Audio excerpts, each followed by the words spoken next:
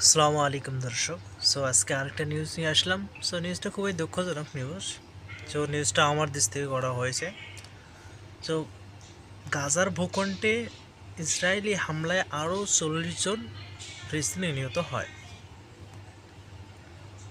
So দেখা যাক আরও নিচে কী বলছে এখানে। তো ফিলিস্তিনের গাজার বিভিন্ন এলাকায় ইসরায়েলি বাহিনী বোমা বর্ষণ করেছে। এতে করে গত 24 ঘন্টায় আরও 40 ফিলিস্তিনি নিহত হয়েছে। একই সময় আহত হয়েছে 146 জন। 24 ঘন্টায় গত 24 ঘন্টায় নিহত হয়েছে 40 ফিলিস্তিনি। আবার ওই সময়ে আহত হয়েছে 146 জন। তাদের অনেকে ধ্বংসস্তূপের নিচে চাপা পড়ে আহত হন।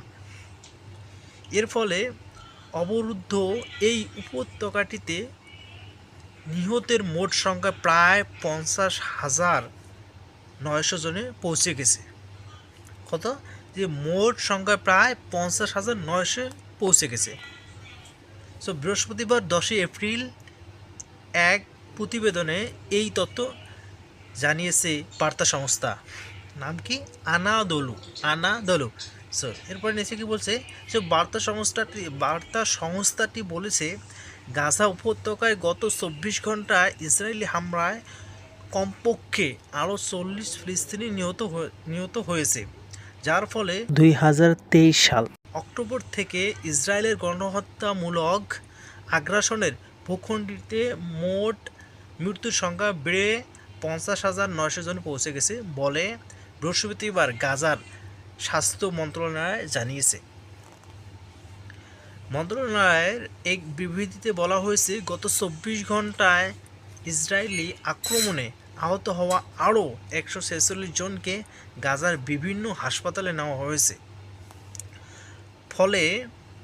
এর ফলে সংঘাতের শুরু থেকে আহতের সংখ্যা বেড়ে 1,15,875 জনে পৌঁছেছে।